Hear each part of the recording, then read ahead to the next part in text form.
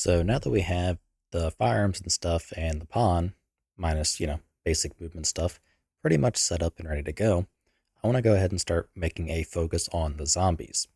Now, the way the zombies is going to be working in this case is going to be I'm going to break them up into kind of chunks. So, for example, we are going to be ignoring the barricade logic for now, and that'll be something later on because the barricade is probably going to be one of the more complicated systems in this series.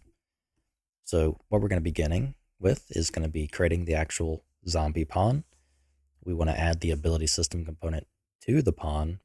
We want to give it a health attribute set. And we are also, well, actually that's going to be kind of it for the initial part, just to get it basic, basic setup. Then we're going to want to just set up the anim BP so we can at least just have a very simple idle / locomotion. So that part is going to basically mimic what we have in our pawn.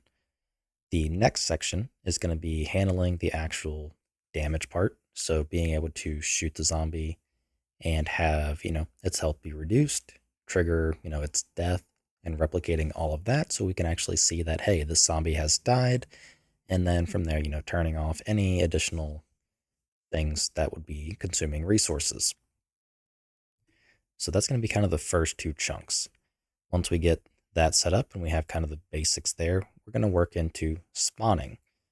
So this is going to be requiring a decision. So we're likely going to have a zone-based system. So pretend we're here in the initial room, which is zone 0. We buy this door that activates, say, zone 1. We purchase this barricade here, activates zone 2, and now all zones are open. So we're going to need some kind of system to handle that because every time a zone is opened, that is going to give us access to other spawn points, such as, when we buy this room, whatever spawn points are linked to this barricade, they will be active, such as a spawn point maybe right here, so they can travel here, go through this barricade, and enter the level to try to kill the player. So that's going to be kind of our main goals for the near future. So let's begin. First things first, let's go ahead and add a new Unreal module, and I'm just going to call it the zombie module.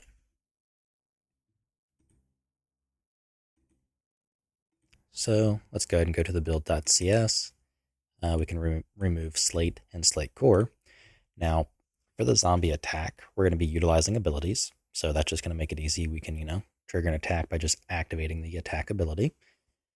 So we want to go ahead and call or add as a dependency the gameplay abilities and gameplay tags like we have been for pretty much everything else. So we're going to utilize gameplay tags primarily for the actual handling of death. So what I mean by that is when we don't want to replicate the zombie's health, we want to replicate adding a tag to the zombie. So there's going to be a listener on the zombie pawn, and when that listener has been received, meaning the death tag has been given, the zombie is simply going to ragdoll.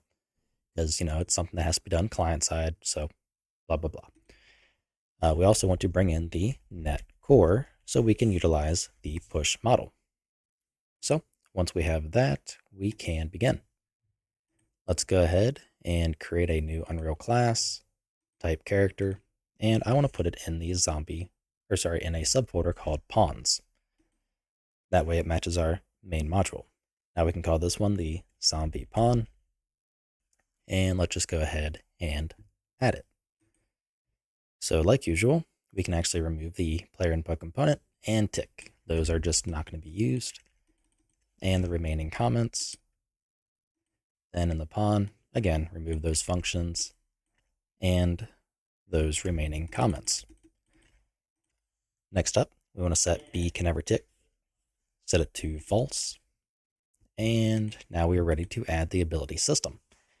Now, we're going to be adding the ability system component to the pawn itself in this case, not the player state or anything like that. And, primary reason being the AI controlled pawns do not get any sort of player state.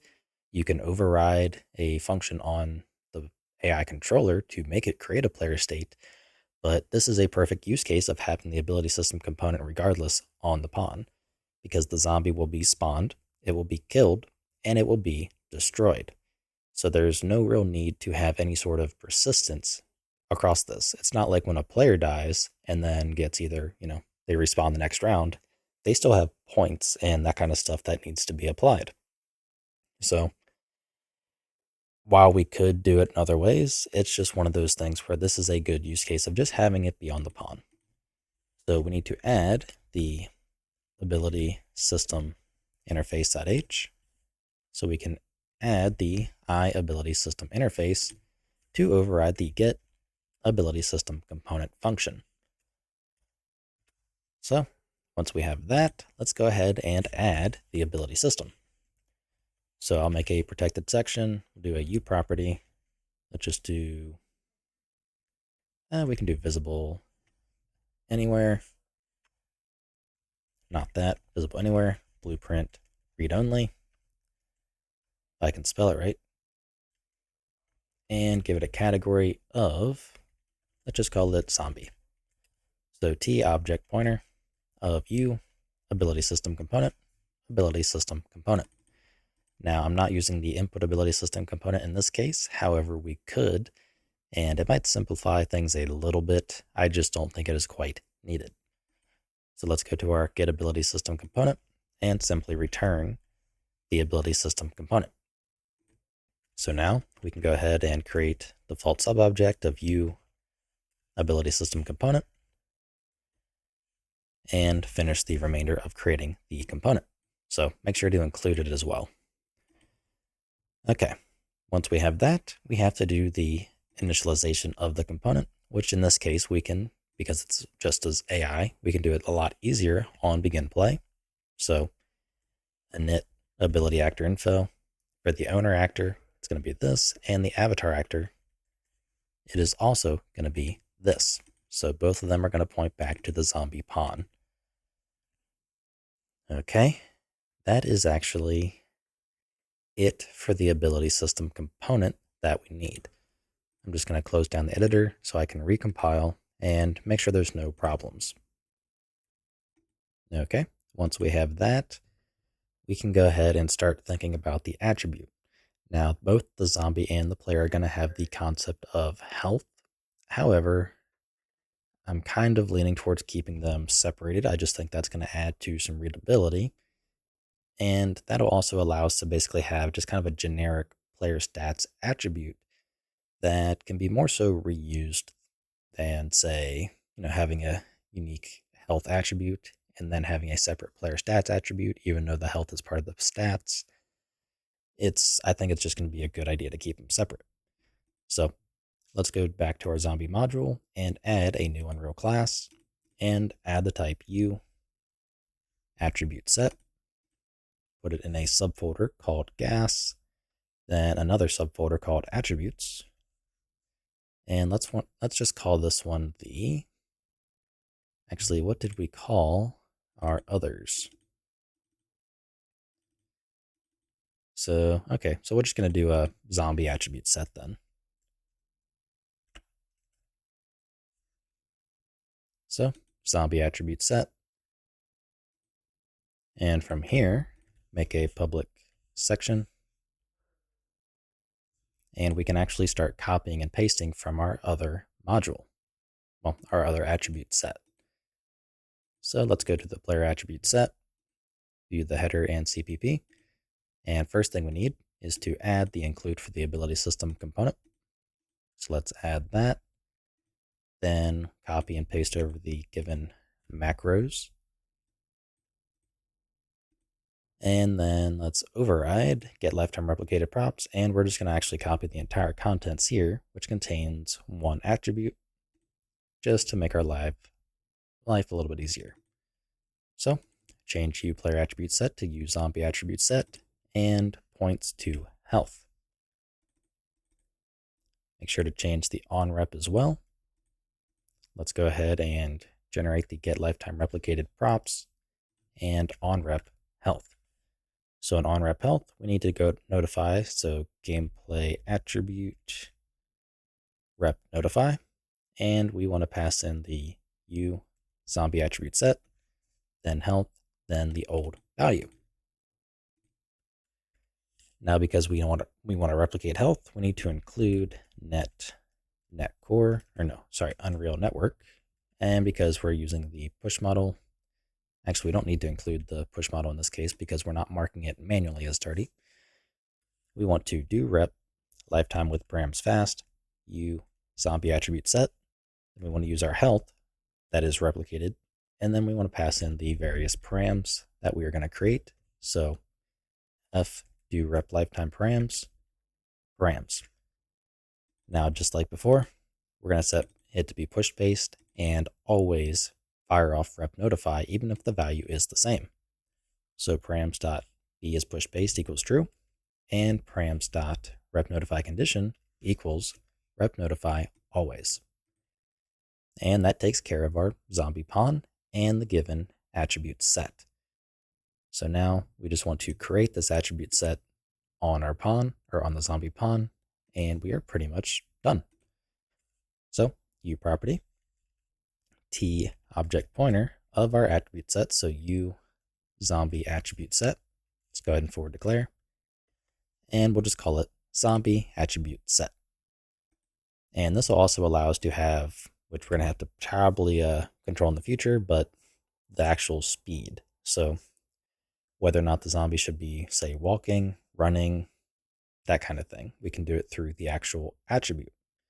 That's if we want to. I don't think it's honestly going to be needed, but we want to set the zombie attribute set to equal create default subobject of u zombie attribute set, and we'll just call it zombie attribute set.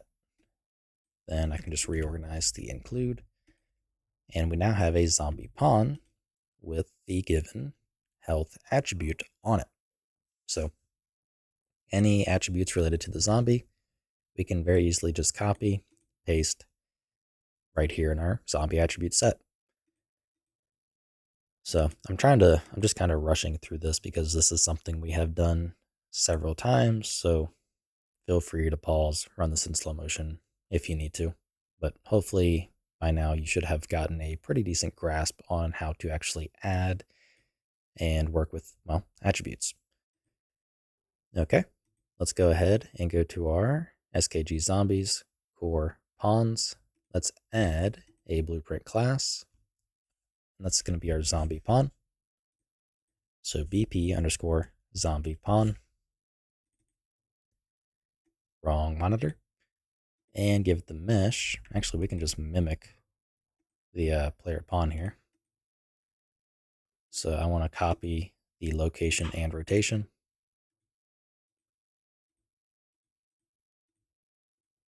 So it's right where we want it. And then we want to set it to be the mannequin. So let's go ahead and search for Manny. And here we have our SKM Manny. And in our case, we want the Manny simple. So for example, if we open up the Manny simple, you can see there are bones. Well, actually, you can read from this comment. This bone exists on the skeleton, but not on the current mesh. So it's excluding some various additional bones that we just don't quite need. Now it does that for us by default because we are actually going to be doing this again, like as another optimization at some point to reduce the amount of bones in total that the zombie's going to have. And same thing, set up LODs and all that. So once we have that, we can go ahead and let's grab our AnimBP pawn and let's just duplicate it and change it to zombie pawn.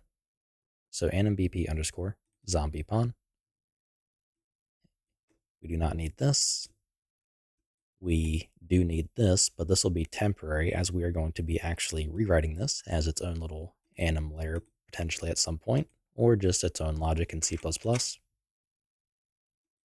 So let's go to our class settings, and we do not need this anim layer interface anymore, so we can remove it. Press no, we don't want to transfer. Let's go to the anim graph. We do not need to, at least in our case, split the upper and lower body. I'm not worried about that. We don't need the IK or dead blending. We just, for now, want this locomotion. So locomotion for the cached pose, plug that in, compile, save, and set that in our zombie pawn. So that takes care of that. Okay, so we can go ahead and just throw the zombie pawn in here. And yeah, actually I'm still playing as a client, aren't I? We now have our zombie pawn. He's just kind of hanging out. So we're going to have to go through in probably the next video, set up some various things such as maybe adjust collision. I don't know if, yeah, so you can see the gunshot goes right through him. We have good pawn collision. It's colliding with the what feels like the capsule. And same thing, firearm collision is good to go. But yeah. So we're going to have to do some small tweaks in the next video and kind of get the remainder of the actual pawn itself set up so that way we can use it to do things such as shooting him and have him take damage. So that's going to be all for this video, and I'll see you in the next one.